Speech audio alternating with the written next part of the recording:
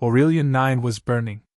Crimson lances of plasma carved through the cloud-covered sky as the Zarkari war fleet rained death on the surface below.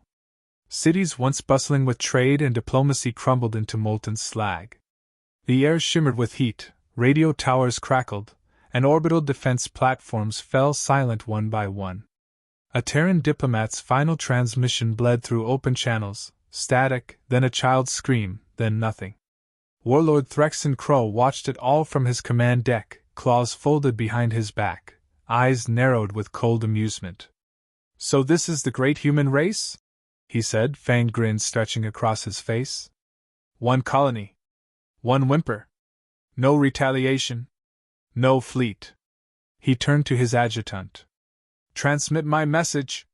The officer bowed and obeyed. Across the galaxy, the Galactic Council received the broadcast. On screens across dozens of worlds, Krull's face appeared, bathed in the firelight of a dying planet. The humans were offered the Dominion's terms. They refused. "Let this be a lesson: no species, primitive or powerful, denies the Zarkari." Panic surged across interstellar channels. Civilizations that once traded with the Terrans fell silent. Some erased their archives of human history, afraid of guilt by association. Others begged for clarification. But from the Terran sphere there came no answer. Until now. Deep behind the gravitational veil of Jupiter's L4 station, the silence broke. A burst of encrypted data shattered across comm buoys. A single signal repeated every 30 seconds on open channels, its voice calm, synthetic, unmistakably Terran. "Terran strategic vessel Leviathan en route. Engagement status, active. All hostile forces prepare for immediate de-escalation." It was followed by a single set of coordinates, Zarkari-occupied space. The galaxy froze. The Leviathan was a myth. No confirmed sightings. No footage. No specification data. Just rumors, whispers from forgotten wars and black site science programs.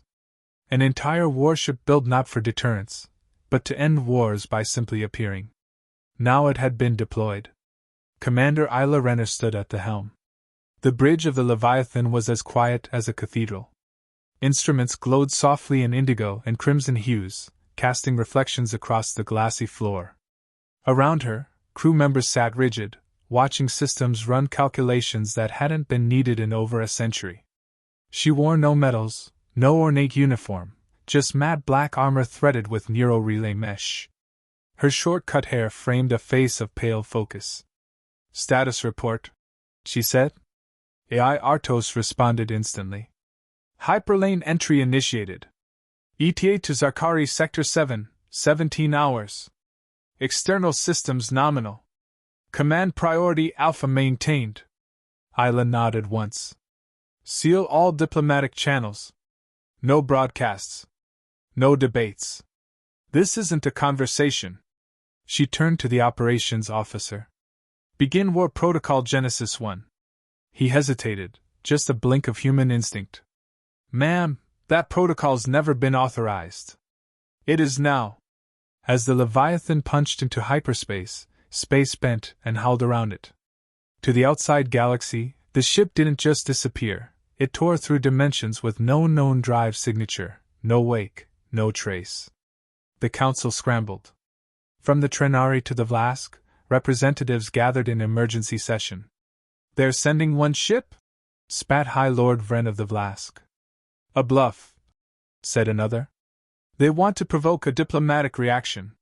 But among them, a silent figure, Ambassador Drex of the Ixari, shook his scaled head. "You don't understand. The humans are not bluffing. They never bluff. When they act, it's already too late." Warlord Crow received the report 3 hours later. He stared at the data chip. Minimal telemetry. No heat signature. No escort. No backup fleet. Just a name. Leviathan. He snarled and slammed a clawed fist into the console. "One ship? Arrogant apes. They insult the Dominion." He paced. "Send the Krelzor fleet. Position them at Sector 7. I want this Terran relic obliterated. No survivors. No remains. The Leviathan exited hyperspace on the edge of the Zarkari outer system. Before it, a wall of warships hovered like a metal storm, hundreds of cruisers, dreadnoughts, carriers, each bristling with weaponry. They formed a blockade around the enslaved world of Dravik Prime. The warship drifted forward, no escorts, no shields raised, no weapons armed. Isla stood in silence, watching the screen. Artos spoke. Enemy fleet formation, aggressive defensive perimeter. Estimated firepower saturation, 73 gigatons per second. Probable first strike in 18 seconds. Let them, Isla whispered. The Zarkari fleet opened fire. In the council chambers, intercepted footage played in real time. Columns of plasma, kinetic warheads, gravity-pulse torpedoes, all hurled toward a single black ship. And vanished. No explosion. No deflection. No damage. Nothing. The Leviathan remained. Its hull shimmered with impossible physics, surfaces bending light, matter rejecting force. It was not shielded. It was untouchable. Isla's voice echoed through the ship. Targeting solutions locked. Confirmed Genesis 1 launch cycle. Artos. Confirmed. Awaiting final authorization. A pause. Authorize. Inside the Leviathan, weapon ports opened silently along the hull. Missiles the size of skyscrapers slid into position. Gravitational rifts sparked to life beneath the vessel. No sound. No drama. Just one cold movement. The first weapon fired, a gravitic shear missile, designed to fold local space-time into a zero-mass collapse zone. The Zarkari front line vanished. The second wave deployed, a neural cascade virus streamed at light speed through enemy systems. Ships turned on each other. AI failed. Navigation collapsed. By the time the third strike launched, there were no targets left. Inside the council chamber, a stunned silence. Ambassador Drex broke it.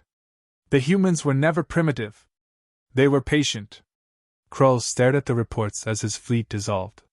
His mouth hung open in disbelief. Recall the invasion forces. Now. But it was already too late.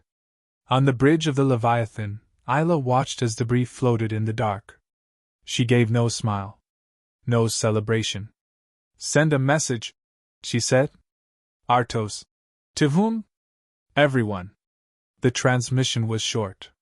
This is Commander Isla Renner of the TSV Leviathan. The Terran sphere does not seek war. But we will answer it. Leave our people. Burn your chains. Or we will come again. And next time, we won't ask first. The Leviathan drifted through the remnants of the Zarkari fleet, untouched. Wreckage floated in quiet orbits, shattered hulls, twisted armor plating, fragments of once proud banners. No survivors. No retaliation. Just silence. It wasn't victory. It was demonstration. Inside the Terran warship, no one cheered. Commander Isla Renner stood alone in the observation chamber. A 3-story glass arc gave her an unfiltered view of the battlefield, if one could still call it that. Her reflection stared back at her, stern, steady, unreadable. Report, she said without turning. The AI Artos responded in its usual measured tone. Zarkari Sector 7 has been cleared of all offensive infrastructure. Estimated loss, 97% of the local fleet. Civilian casualties minimal. Isla folded her arms. Broadcast their surrender status? They've gone dark. No response. No diplomatic channels open. Typical. She left the chamber, footsteps echoing through the corridor. As she walked, crew members stiffened slightly, respectful, silent. They didn't salute. Not here. Not during war protocol. In the command briefing room, Lieutenant Malik waited with a holo display active. He stood as she entered. Ma'am. Intelligence has something new. He gestured, and the display shifted. Krull's not retreating. He's consolidating. Pulling fleets from outer sectors.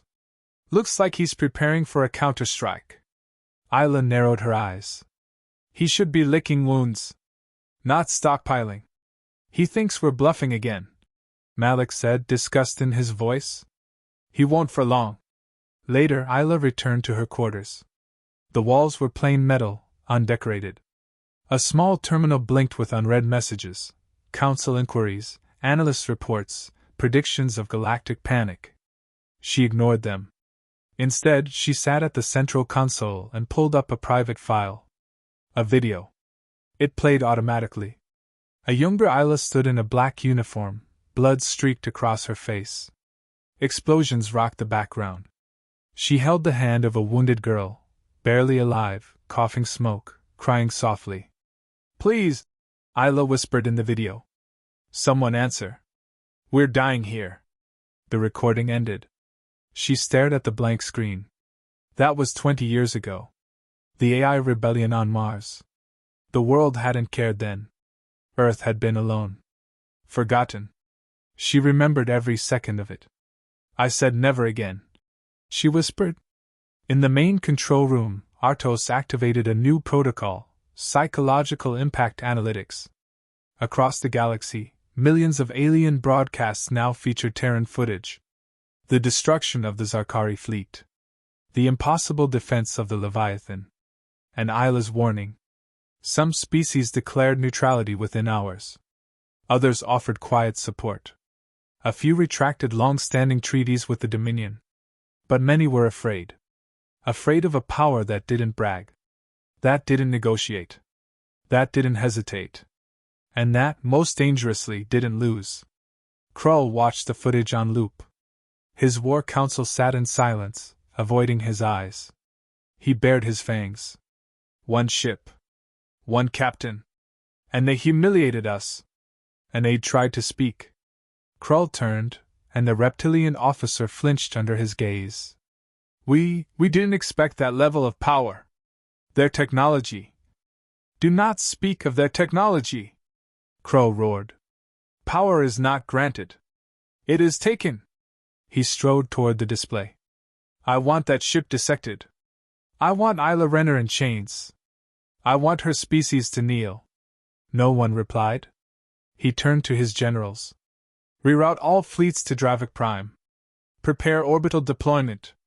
We strike again in 4 days. We will drown their message in blood. On the Leviathan, Artos alerted Isla to the transmission intercept. She read the decrypted data carefully, then leaned back. He's going to try again. Affirmative, Artos said. Mobilization confirmed. Estimated time to arrival, 96 hours. 4 full fleets. Total ship count, 1,328. They're not retreating. No. They believe overwhelming force will negate ours. Isla paused. Her voice was calm, but firm. Good. In the deep strategy chamber, hidden beneath the Leviathan's armored decks, Isla assembled her senior officers. A rotating 3D map of the Dravik system flickered between them. Red dots swarmed in wave formations, Zarkari ships en route. They'll outnumber us over 1,000 to 1, said Lieutenant Myra. But they won't outthink us, Isla replied. This isn't brute force. This is precision. We hit their supply lines first? Asked Malik. Isla shook her head. No. We let them come. Let them? She pointed at the map. We appear passive. No movement. No provocation. The moment they commit to orbit, we unleash a weapon they've never imagined. She left the room, and Malik followed. Commander, he said quietly. Permission to speak freely? Granted. This weapon. You mean Exodus? She stopped. You read the sealed files? Only what I was cleared for. Enough to know it's irreversible. Isla nodded slowly. So is genocide. Malik looked down, uncertain. You think the council will approve? They won't need to, she said. They'll hear about it after the dust settles. Back in her quarters, Isla stood at her window, watching a nearby moon rotate slowly. Artos. Yes, Commander. Do you believe what we're doing is right? The AI paused. Then, I am bound to logic. But if morality can be measured and suffering prevented, Yes. This is right.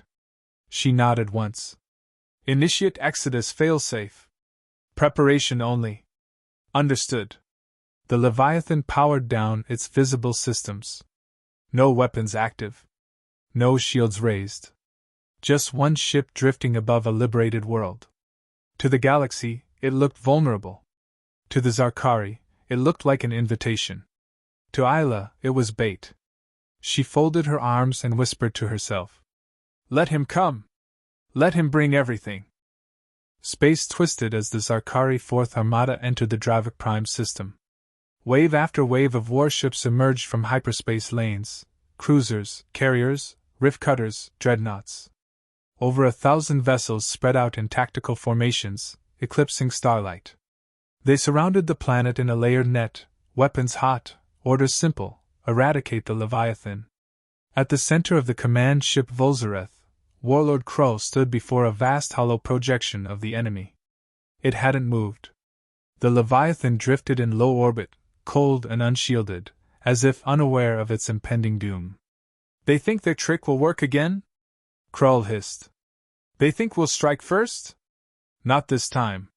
He raised a claw. Begin position lock. No fire until I say. I want her cornered. Aboard the Leviathan, silence reigned.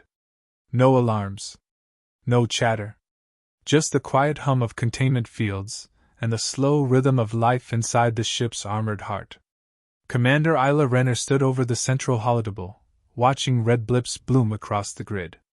Her officers waited for her signal. None dared speak. Artos, ever calm, broke the silence. Targeting solutions for 73% of enemy fleet acquired. Complete coverage in 6 minutes. Enemy has not engaged. He's waiting, Isla said. He wants us to blink first. Probability suggests he's baiting counterfire to justify annihilation protocols. Good, she replied. He's predictable. Lieutenant Malik entered, eyes sharp.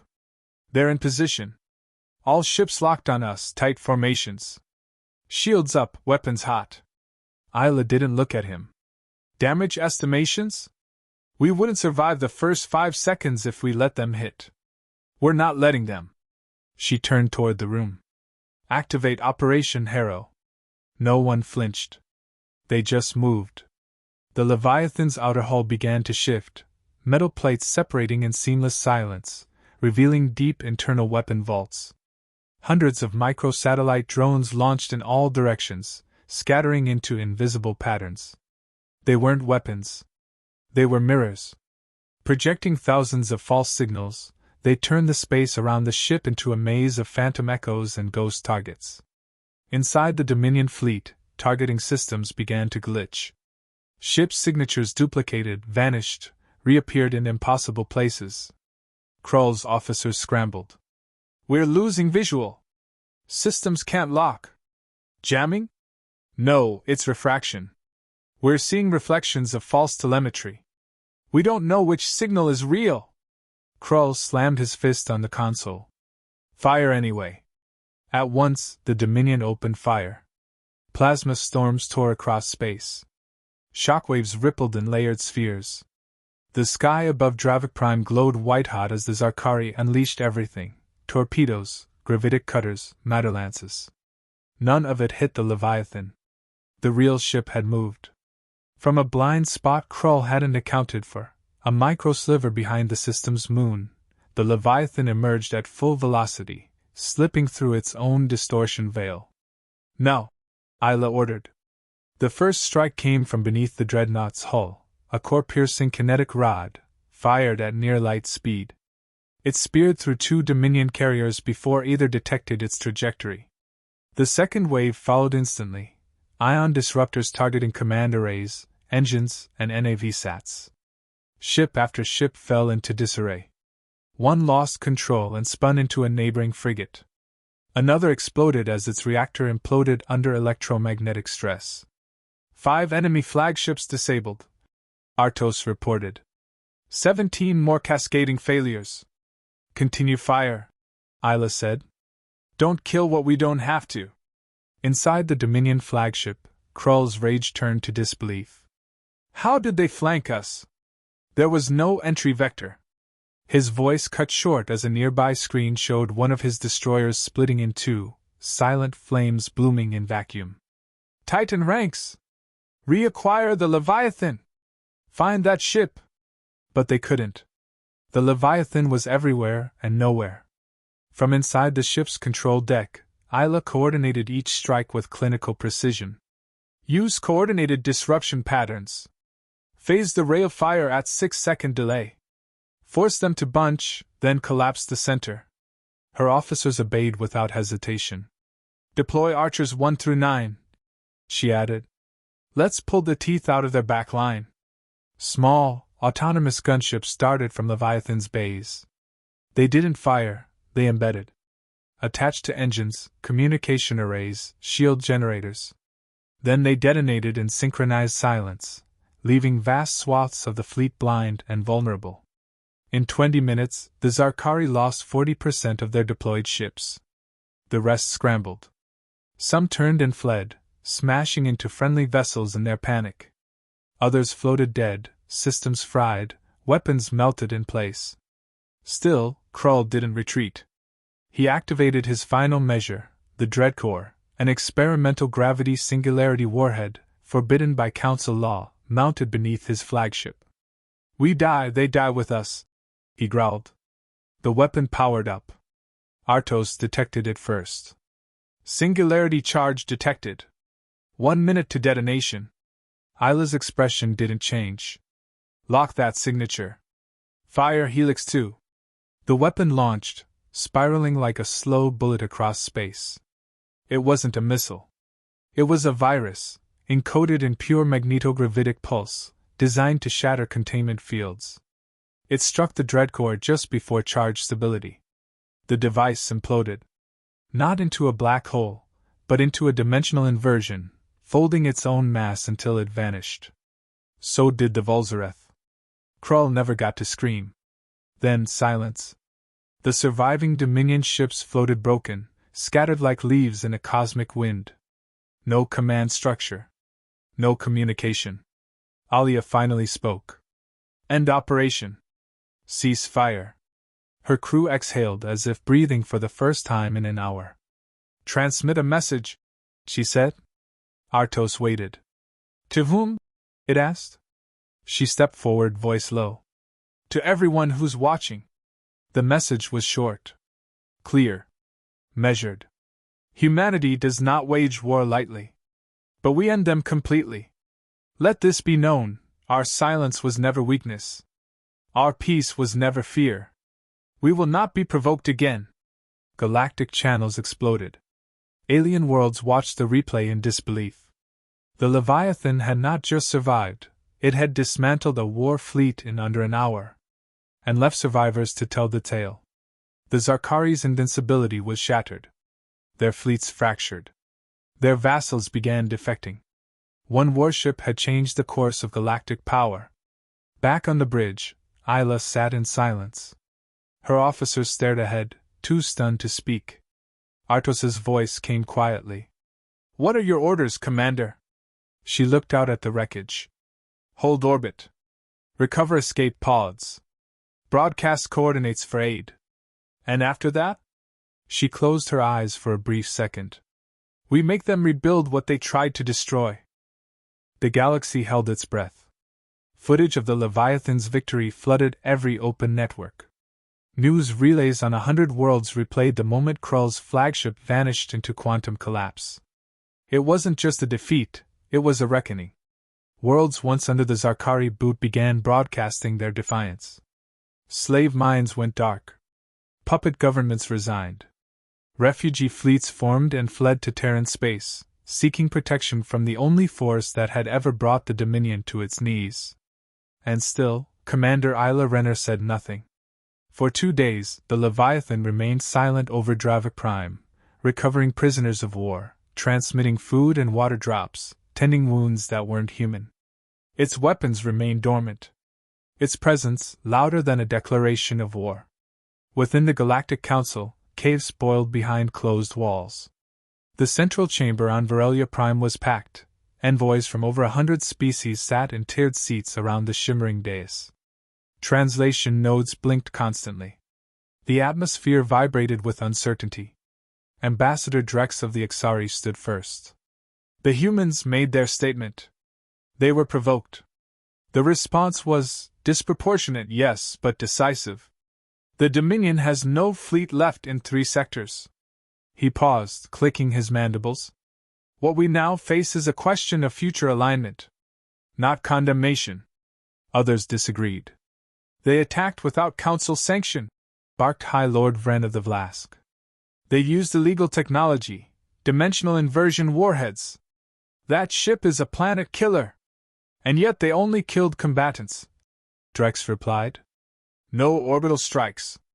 No civilian casualties. Can the Dominion say the same of Aurelian 9? Silence. The chamber doors hissed open. All heads turned. A holographic projection flickered into existence at the center of the dais, tall, dark-eyed, and motionless. Commander Isla Renner had entered the chamber from orbit, linked through encrypted relay. Her image stood still, hands folded behind her back. You requested Terran presence, she began. Now you have it. Commander Renner, said a thin, scaled delegate from the Krino Pact. You attacked a sovereign empire. Do you consider your actions justifiable under interstellar law?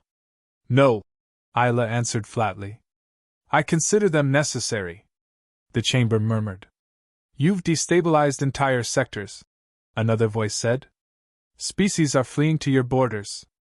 Are you positioning Earth to rule the void? We have no interest in rule, she replied. But we will not watch tyranny go unanswered. Vren scoffed. And who decides what counts as tyranny? You. Isla's image shifted. She stepped forward, voice harder now. When our people screamed from Aurelian 9, none of you answered. Not one envoy. Not one fleet. We waited. We hoped. You stayed silent. She let that settle before continuing. We won't wait next time. Back on the Leviathan, Isla terminated the feed. The lights dimmed slightly as the transmission cut. She turned to Malik, who had watched from the corner of the room. They're afraid, he said. Good. Of us. Not us. Of their own inaction. Later, Artos reported an encrypted message pinging from a rogue Dominion channel. It's coming from within the Dominion's high military command. Encoded in Old Terran syntax. Put it through, Isla ordered. The screen blinked. A face appeared, a Zarkari officer, young by their standards, missing one eye and wearing civilian garb. I am Commander Zell. I led the 73rd Imperial Fleet. After the battle, I defected. We no longer serve Krull. Isla tilted her head. There's nothing left to serve. Zell nodded once. I offer you something more valuable than surrender. He uploaded a data core. Inside, internal logs, command codes, Dominion War Archives. Krull had a fallback plan. A final operation, Ash Rain. It targets colonies with latent rebellion. Mass extermination protocols. If triggered, entire species will vanish. Why tell us? She asked. Because if we don't stop it, the war you ended will start again, on another front. Isla didn't hesitate. Transmit coordinates. We'll handle it. Within hours, the Leviathan jumped. Not to a battlefield, but to the fringe system of Ilaros Theta, where 3 Dominion governors had barricaded themselves in a mining station, holding thousands of prisoners hostage. Isla hailed them once. No answer. Deploy hounds, she ordered. Stealth drones detached from the hull, sliding through void and steel without notice. They entered the station's ventilation systems. Seconds later, systems went dark. Emergency lights flickered. Every Dominion officer inside lost comms, sight, and control. By the time they recovered, the prisoners were gone, and the Leviathan was already distant. Isla had sent a message: Earth would not allow genocide. Not even after the war ended. Elsewhere in the galaxy, power continued to shift. The Zarkari Dominion fractured further. Civil wars erupted among ambitious warlords. Isla didn't interfere. She didn't need to. Fear did the rest. One by one, independent worlds began calling for new alliances. Not out of loyalty, but survival. In the shadow depths of a conference room aboard the Leviathan, Isla met privately with 2 alien diplomats, the first to request a formal alliance. A Trenari emissary spoke in a liquid dialect. You showed restraint where none expected it. Our council feared you'd burn the galaxy. Instead, you're patching it back together. Isla didn't smile. I'm not here to patch anything. I'm here to stop the bleeding. And when it's done... She paused. Then we go home. And watch. Just like you did. Back in orbit, as Driver Prime rebuilt beneath them, Isla watched reconstruction ships descend. They're moving fast, Malik said beside her. Rebuilding. Reclaiming their world. They've waited long enough. You could take more credit. She shook her head. Credit is for politicians. I want something harder. What's that? She turned from the window. Change. Artos interrupted. New transmission. From Council Command. They request your presence. In person. Isla raised an eyebrow. Interesting. The tone is deferential. Set a course, she said. The war was ending. But power had only just begun shifting. The galaxy was no longer ruled by fear of the Dominion. It was watching something else now. A single Terran warship, drifting through space, reshaping history, without raising its guns. He was hiding in the bones of his empire. Warlord Threxen Krull, once the unchallenged butcher of 1,000 worlds, had vanished from sight. No transmissions. No sightings. No final threats. Just silence. But Isla Renner knew better. Men like Krull didn't disappear. They retreated. They regrouped. They waited for history to forget. From the bridge of the Leviathan, she stared at a flickering data field. The Dominion's remaining territories were in chaos, their fleets broken and scattered, but something in the pattern was off. Isla pointed at a patch of space, 3 overlapping gravitational distortions hidden in a binary system near the galactic rim. What's there? She asked. Artos responded instantly. Classified sector. Former Dominion black site. Long-range scans show shielded activity, freighter traffic, static jamming, partial stealth fields. Malik leaned forward. It's where he's gone. Isla nodded once. Prepare the ship. Silent jump. No announcement. This ends now. The Leviathan exited slip space like a shadow through glass, no flash, no sound. Before them lay a scarred moon orbiting a dead planet. Shield drones formed a loose perimeter. Buried heat signatures hinted at massive subterranean structures. Life signs? Isla asked. Thousands, Artos said. But one signal matches Krull's biometrics. He's here. Weapons active? Only point defense. They're trying to hide. They failed. She didn't order a bombardment. Instead, Isla launched a single drop pod. It pierced the upper crust of the moon like a needle and embedded into the central command bunker. Explosives didn't detonate. Weapons remained cold. Inside the pod, a message and a timer. Surrender within 10 minutes or we enter. 10 minutes passed. No response. Isla stood in the Leviathan's drop bay, armored and silent. 4 Marines flanked her, none of them spoke. Their suits were sealed. Their visors mirrored. Begin breach, she ordered. They entered the facility through scorched stone tunnels and collapsed corridors. The walls were marked with Dominion insignias, half scratched off in haste. Lights flickered. Generators buzzed weakly. No resistance. No security. Just decay. Then ahead, footsteps. The team raised weapons. A single Zarkari officer appeared, arms raised, unarmed, trembling. He's waiting, the officer said. Isla stepped forward. Lead us. At the core of the complex stood a tall, circular chamber. Burned banners lined the walls.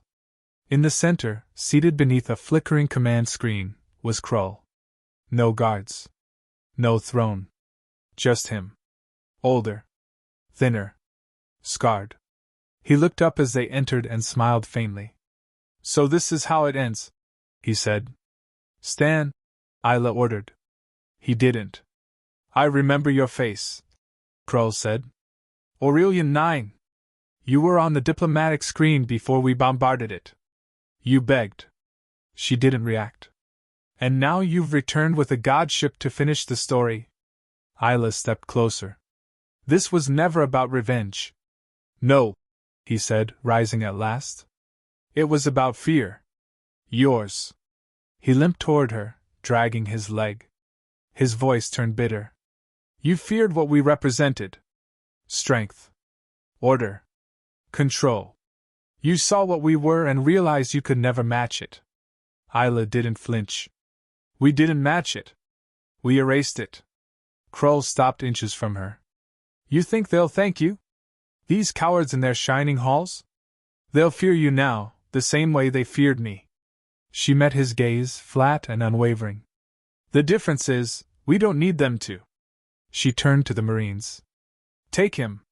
Back aboard the Leviathan, Krull sat alone in a sealed chamber of reinforced glass. No interrogation. No threats. Just a looped broadcast from the Council. Formal charges, testimonies, the full extent of Dominion war crimes laid bare. He watched silently, eyes dull.